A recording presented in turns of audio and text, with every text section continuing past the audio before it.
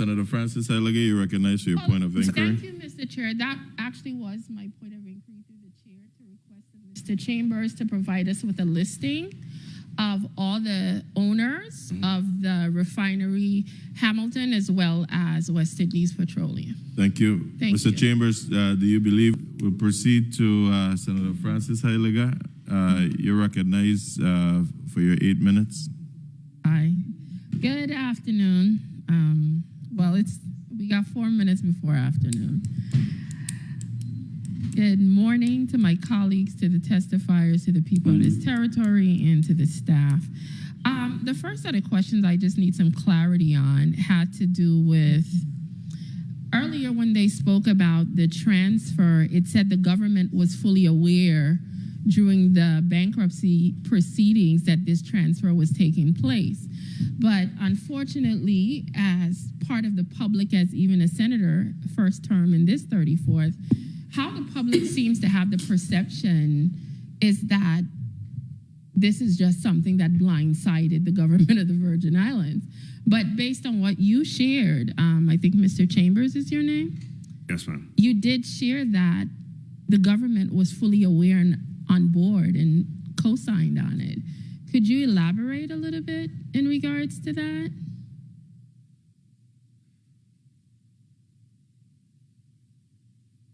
I'm not sure I understand the question. Okay. Earlier, it was shared that the government of the Virgin Islands was aware that this transfer from West Indies to the Hampton organization was transpiring during the bankruptcy proceedings.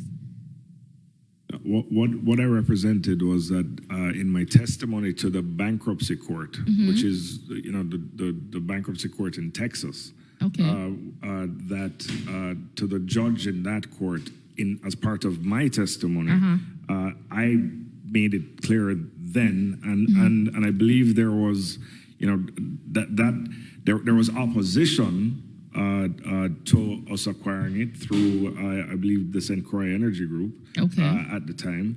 And I made it clear, and all of the representatives and attorneys from that group, as well as, there must have been 150 people present. It was done by Zoom, that West Indies Petroleum, that the entity itself would not be part of as a legal entity, not an owner of the refinery. That and that we would be. Do you recall if any representatives from the government of the Virgin Islands was there, or was it strictly just those dealing with the bankruptcy directly? I was testifying before the bankruptcy court in the District of Texas. Well, thank you. In regards to the refinery, there was an issue that happened in 2021 when it referenced some oil leaks. Do you know specifically, has that issue been completely resolved? It affected some homes, et cetera. Do you think something like that would happen again? What is your knowledge in regards to that? Well, first of all, we acquired the refinery specifically with the view that we will restart the refinery. Okay. And the most important thing for us is safety first, and environmental consciousness. I think that perhaps when those incidents occurred, the state of mind of the people, and I don't know, but I can't speak to exactly what they must have been thinking, but safety and environmental consciousness, in our view, cannot be about time. We can't operate or restart the refinery thinking that we have to get it done by a certain date. Okay.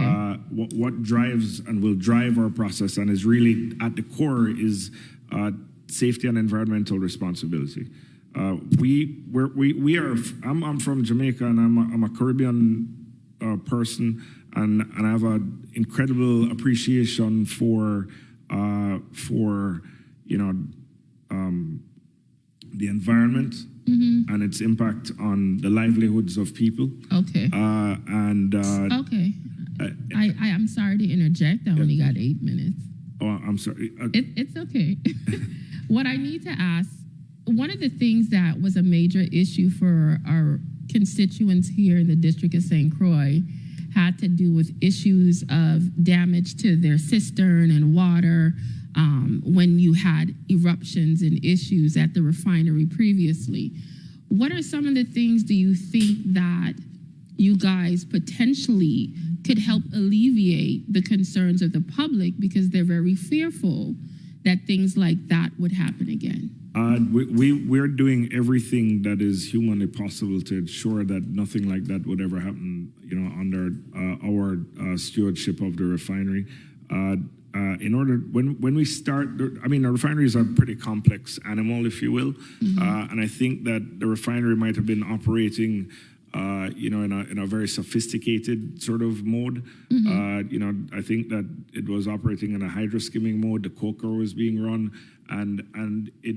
The EPA did make clear that in order for the refinery to be restarted, that certain things would need to be done in order to protect the people. We intend to restart in a topping mode, which is a much more simple mode with way lower levels of risk. And even then, the most important thing for us is to ensure that we have skilled and qualified operators. We're hoping to bring back 170 people to restart the refinery. Okay. Many of them are skilled people that are here in the Virgin Islands. And our goal is to restart it in a topping mode, which is way more simple than this hydroskimming and running the coker and so on. When it comes to the potentially 150 individuals coming back to the refinery, do you have an idea of the salary range for these individuals? Because we know that the refinery had a large economic impact on the territory. Do you have ideas of the salary ranges and the types of positions that will be offered? 1 minute. I'll speak just. These are very high-paying jobs, and Just because in general. The vast majority of the funding that we're in the process of raising to restart the refinery is for human capital as opposed to for the kit itself. The kit, we are convinced is an incredible piece of equipment that is ready to run, but we want to be careful.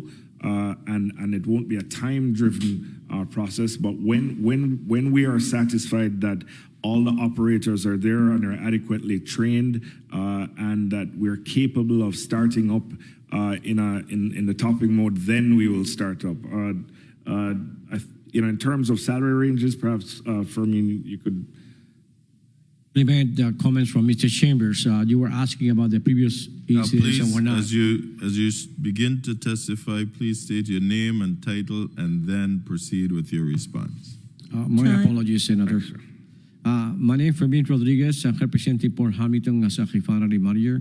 To complement what Mr. Chambers was talking about and to clarify a few items, based on my original testimony, every single piece of equipment that would be on topping operations would be inspected and reconditioned if we have to do it. Okay. My time is limited. I spoke to salary ranges. I understand what you're saying, but I think my time is almost up. So is there something you could provide through the chair? Do they have an example of the types of jobs and salary ranges that you could provide? Just off the top of my head, I would say it's a difficult question to answer because there are so many different types of people that we would be. Because of time constraints, and you might not have it off the top of your head. Through the chair, if he could provide a listing to us, that would be very. It might be. We can. You want a listing of what the organizational structure is going to look like? No. Okay. In regards, you spoke to about you're going to be bringing on about 150 workers.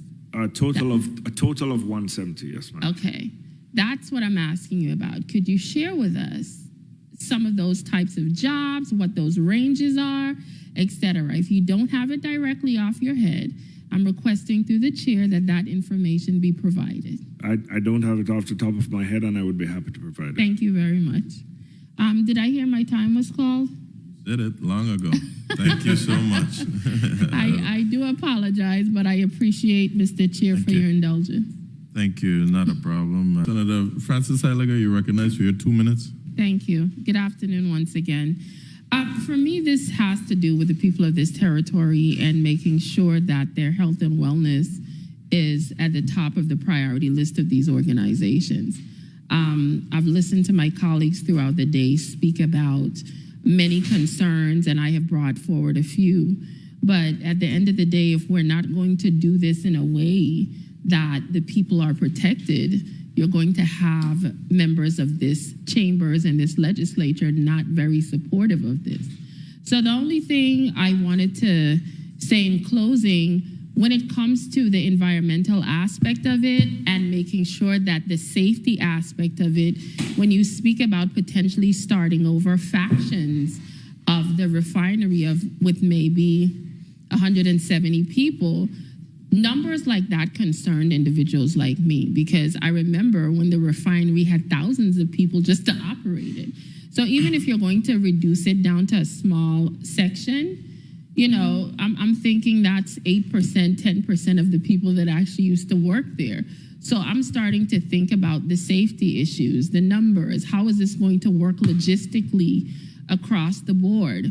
So I think with the follow-up, a lot of that information is going to be necessary to really get us on board to understand what you're doing. And I know through the chair, I made an inquiry to ask for the listing of who the individuals are that actually own the refinery. I definitely will be looking forward to that so we could better understand who the players are. You know, I know it came off today where some feel, you know, they're not getting as much forthright information. But at the end of the day, if you can provide that to us, I would personally appreciate it, okay? Sure. So thank you, Mr. Chair, for the additional time. I have no questions, but I am looking forward to the information. Thank you, Senator Francis Heyliger. Francis Heyliger, you're recognized. Thank you so much for your patience. So much for your time. Good afternoon, colleagues. Good afternoon, testifiers, to the people of the territory. Well, I kind of differ with my colleague a little bit that I do believe that the farmers should have gotten the 1%, because at the end of the day, we only need food and we need air. And if we can't have those two things, our bodies don't exist. It just is what it is. And until we start to get serious about agriculture, in my opinion, and really force the issue where it is essentially a part of who we are as a people, we're going to keep having the conversation as to the need of things instead of it just being who we are. I want to ask a question when it spoke to the business development mandates. How are these potentially going to be put out there in different programs and training for the farmers? Because it's one thing for us to grow food, but they also need to know how to market it, get it in the right places.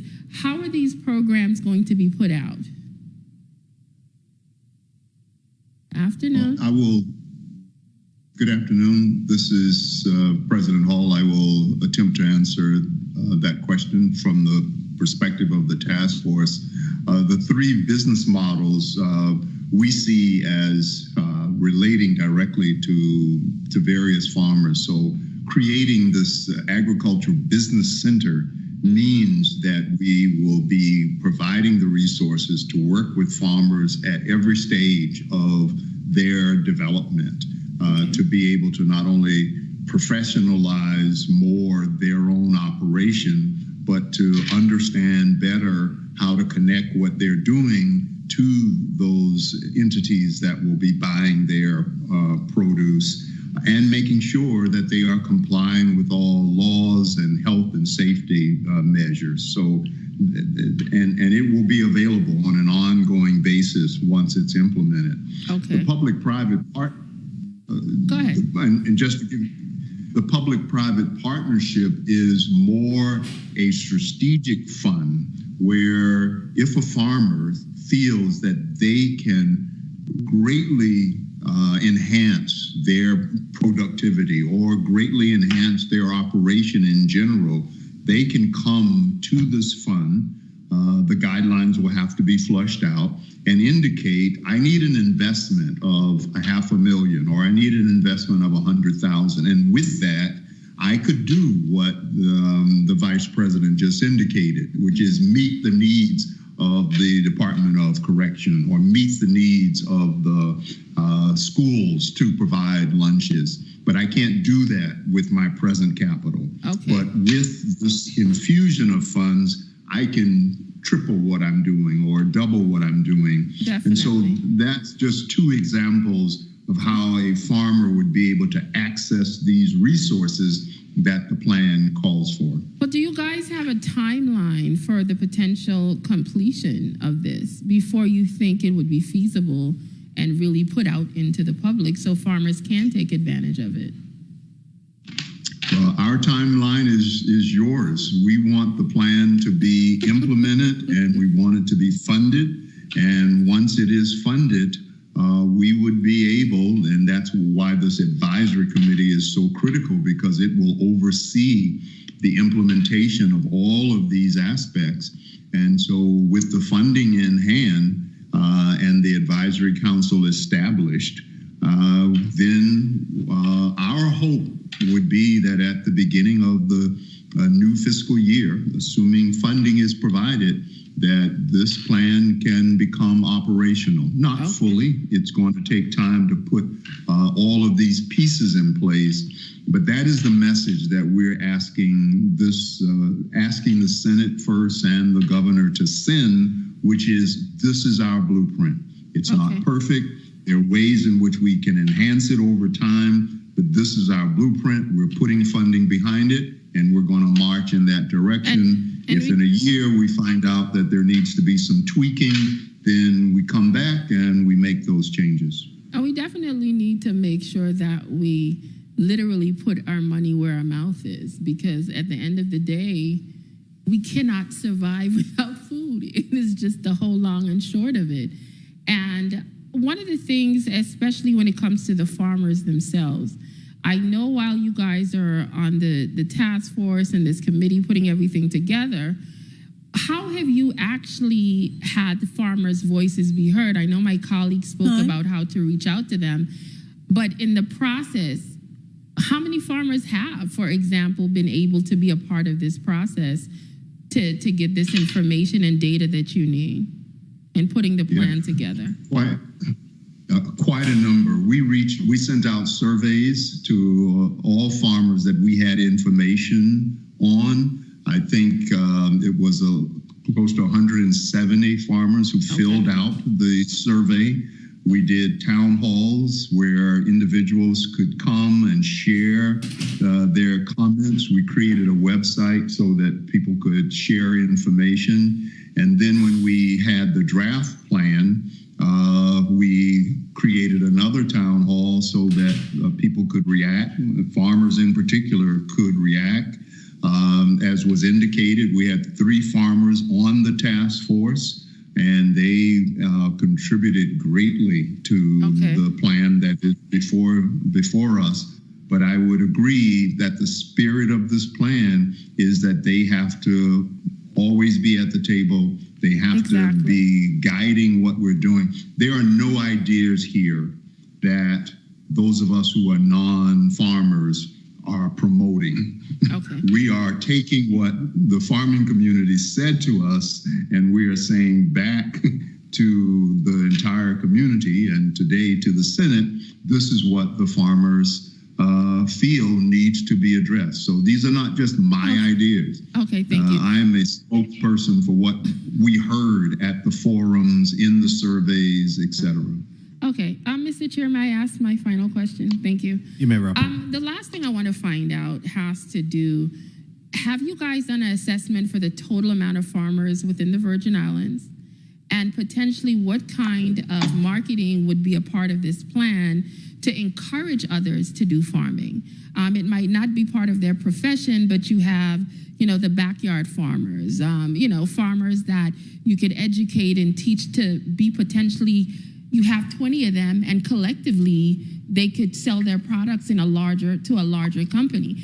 Is any of this part of the plan? And is it going to be something that you potentially might implement? Thank you, Mr. Chair, for the additional time. Yeah, it is directly a part of the plan. The farming cooperatives that are being recommended is consistent with what you just said, farmers coming together so that they could be able to address a greater need that exceeds what they could do individually.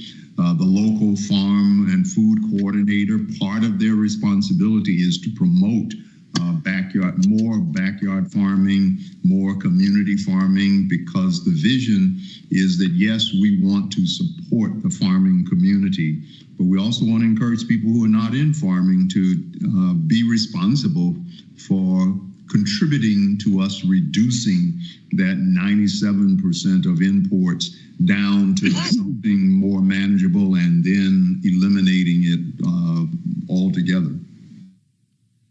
Thank you. Thank you very much, Senator Heyliger. In respect to the